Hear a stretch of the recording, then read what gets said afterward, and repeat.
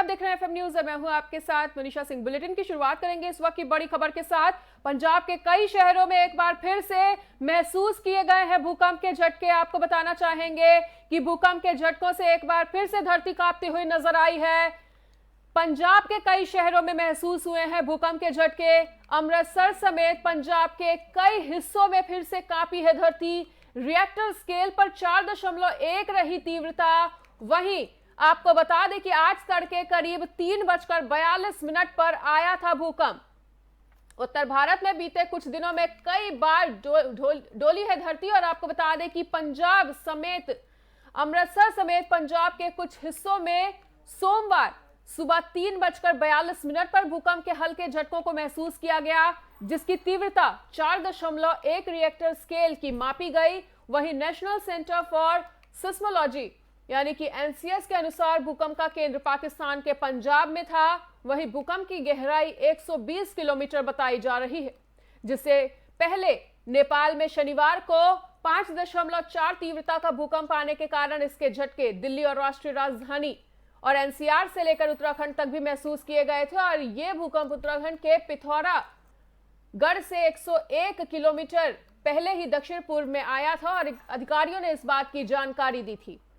वही एक बार फिर से भूकंप के चलते धरती कांपती हुई नजर आई है और आज अमृतसर समेत पंजाब के बहुत से हिस्सों में एक बार फिर से धरती डोलती हुई नजर आई। आपको बता दें कि अमृतसर समेत पंजाब के कई जिलों में भूकंप के झटके महसूस किए गए हैं। वहीं सुबह 3:42 पर भूकंप के झटके महसूस हुए और अमृतसर समेत पंजाब के कई हिस्सों में फिर से कांपी धरती। तो भारत के अलग अलग राज्यों में पिछले कुछ दिनों से लगातार भूकंप के झटके महसूस किए जा रहे हैं। वहीं सोमवार को पंजाब के अमृतसर में 4.1 तीव्रता का भूकंप आया और इससे पहले एक हफ्ते में दिल्ली एनसीआर में 2 बार भूकंप के झटके पहले भी महसूस किए गए हैं और 9 नवंबर को आए भूकंप की तीव्रता 6.3 थी।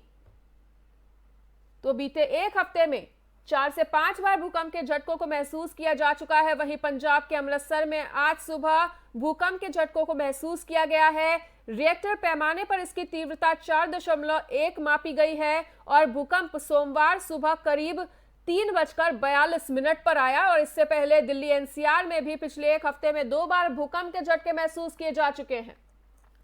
तो बड़ी खबर पर बने हुए हैं एफएम न्यूज पर। बताना चाहेंगे कि पंजाब के कई शहरों में भूकंप के झटकों को महसूस किया है। कई हिस्सों में एक बार फिर से धरती कांपती हुई नजर आई है।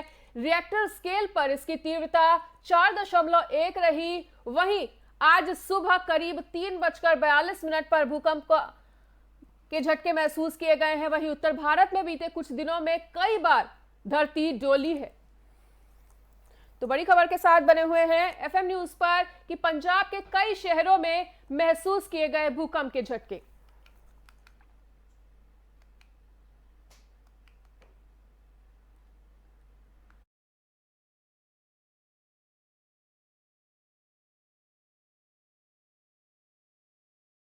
प्रधानमंत्री नरेंद्र मोदी के इंडोनेशिया के बाली में G20 शिखर सम्मेलन में स्वास्थ्य महामारी के बाद अर्थव्यवस्था के उभरने और ऊर्जा एवं खाद्य सुरक्षा के क्षेत्रों में प्रमुख वैश्विक चुनौतियों का समाधान करने के लिए भारत के दृष्टिकोण को सामने रखने की उम्मीद है।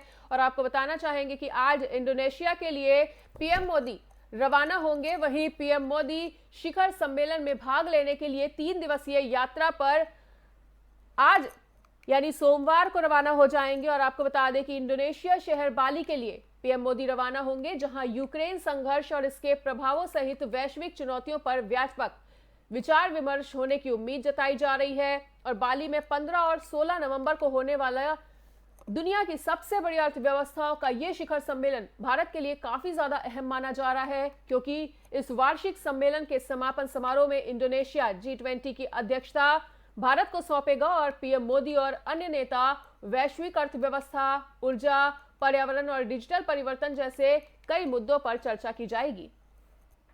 शिखर सम्मेलन में अमेरिकी राष्ट्रपति जो बाइडेन, ब्रिटेन के प्रधानमंत्री ऋषि सुनक, फ्रांस के राष्ट्रपति Emmanuel Macron, German chancellor Olaf Scholz और चीनी राष्ट्रपति शी जिनपिंग हिस्सा लेंगे। और आपको बताना चाहेंगे कि G20 समिट में पीएम मोदी शिरकत करने के लिए आज इंडोनेशिया के लिए रवाना हो जाएंगे और कई मुद्दों पर चर्चा की जाएगी। आपको बता दें कि वैश्विक अर्थव्यवस्था और ऊर्जा समेत कई मुद्दों पर चर्चा होगी और इंडोनेशिया दौरे पर रवाना होंगे पीएम मोदी।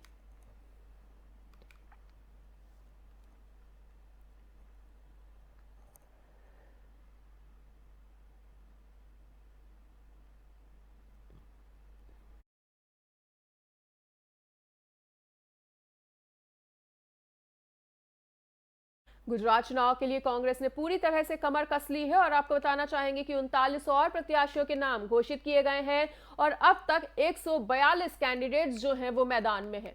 बताना चाहेंगे कि कांग्रेस ने गुजरात विधानसभा चुनाव के लिए रविवार को 39 उम्मीदवारों की 2 सूचियां फिर से जारी की हैं और पार्टी ने वडगाम सीट से जिग्नेश मेवाड़ी को मैदान में उतारा है। पहले 6 उम्मीदवारों की अपनी 5वीं सूची जारी की थी, जिसमें मनहर पटेल का नाम शामिल है, जिन्हें बाटौद से रमेश मेर की जगह टिकट दिया गया है। इसके बाद शाम को पार्टी ने 33 उम्मीदवारों की एक और सूची को जारी किया और कांग्रेस अब तक 142 प्रत्याशियों के नामों का ऐलान कर चुकी है। 5वीं सूची के मुताबिक मोरबी से जयंती जयराज भाई पटेल, जामनगर ग्रामीण से जीवन कुंभरवादिया, ध्रांगधरा से छतर सिंह, गुंजारिया राजकोट पश्चिम से मनसुख भाई कलारिया और गरियाधर से दिव्येश चावड़ा को टिकट दिया गया है। वहीं छठी सूची के मुताबिक पार्टी ने मेवाड़ी को वडगाम सीट से टिकट दिया है, जबकि ठकौर मनमोहन सिंह को मनसा से, बलेदवजी ठाकुर को कालोल से और इमरान खेटावाला को जमालपुर खाडिया से टिकट दिया गया है। अमित चावड़ा को अंकलाव से और बालकिशन पटेल को डबोई से टिकट मिला। कांग्रेस ने 4 नवंबर को 43 उम्मीदवारों के नामों की घोषणा करते हुए अपनी पहली सूची जारी की थी, जिसके बाद 10 नवंबर को 46 प्रत्याशियों की दूसरी सूची जारी की है। शुक्रवार को 7 उम्मीदवारों की तीसरी सूची को जारी किया गया था, जिसमें पहले घोषित एक प्रत्याशी को बदला गया था और शनिवार को 9 उम्मीदवारों की चौथी सूची को जारी किया गया था। तो 39 और प्रत्याशियों के नाम अब घोषित किए जा चुके हैं और लगभग अब मैदान में 142 कैंडिडेट्स कांग्रेस ने उतारे हैं।